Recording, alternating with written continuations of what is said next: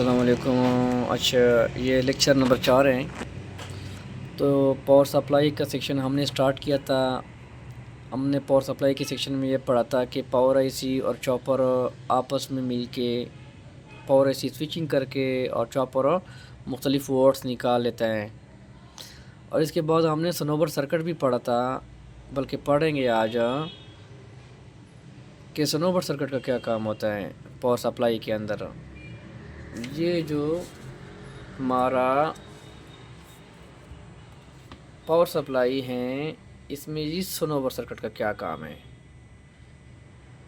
T2 से diode जाके register के थ्रू जाके दोबारा इनपुट पे आ जाती है सिग्नल आपके वोल्ट, और रजिस्टर के पैरेलल में एक कैपेसिटर भी लगा होता है।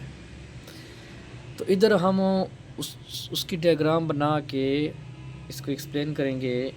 जब यहाँ से वोल्ट आते हैं, हाई वोल्ट T1 में इंटर आते हैं और T2 की तरफ जब आते हैं, तो पावर आईसी के हाई पिन जो होता है, इस पे जब वोल्ट आते हैं तो इसके अंदर मॉसफेट लगा होता है पावर आईसी के अंदर। वो स्विचिंग स्टार्ट कर लेता है, ऑन ऑफ करता है सिग्नल बनाने में। यहाँ पे हाई सिग्नल बनता है इसके ऊपर। अब इसमें क्या होता है,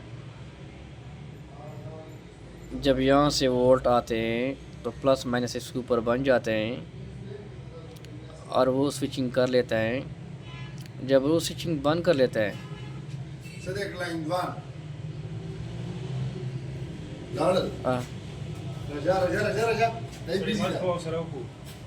तो प्लस माइनस तो बन जाता है इसके ऊपर। जब ये स्विचिंग ऑफ कर लेता है तो क्या होता है, हमारा ये पोलैरिटी, ये प्लस से माइनस बन जाता है और ये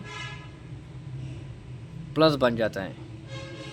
अब ये जो कॉइल होता है ना T1 और T2, उसका एक सिरा T1 होता है, इसका दूसरा सिरा T2 होता है।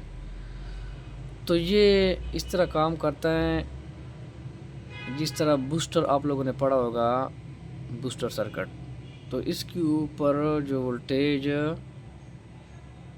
क्या होता है, इसके ऊपर आप लोगों ने चूँकि बूस्टर पढ़ा है, इसमें क्या होता है, एक इंडक्टर कॉइल होता है।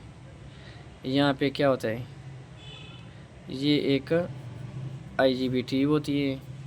तो ये ऑन ऑफ होकर इस पॉइंट के ऊपर सिग्नल बन जाता है, थोड़ा सा सिग्नल को बढ़ा लेता है। तो इस तरह जब ये माइनस और प्लस आके तो यहाँ पे वोल्टेज ज़्यादा हो जाती है। तो वो वोल्टेज को कम करने के लिए, पॉजिटिव वोल्टेज को कम करने के लिए, ये डायोड को हम इस तरह लगाएं कि वो यहाँ पे दोबारा आके जो ज़्यादा वोल्ट होते हैं वो दोबारा वापस हो जाते हैं, इनपुट पे आ जाते हैं सारे के सारे डायोड के थ्रू। और ये रजिस्टर और कैपेसिटर, इस तरह का कोई एक सर्किट हमारा लगा होता है। तो ये सनोवर सर्किट का ये काम होता है।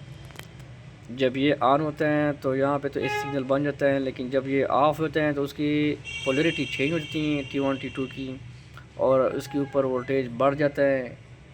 तो बार बार इस तरह जब वोल्टेज बढ़ेगा ना इनपुट साइड पे, तो उसको तो हमने ख़ास मकदार में जो है ना प्राइमरी पे अप्लाई करनी है, तो उसको हम दोबारा वापस भेज देते हैं इनपुट साइड पे, एक रजिस्टर, कैपेसिटर और एक डायोड को इस तरह उसके कनेक्शन करके। तो ये हमारा सनोवर सर्किट होता है।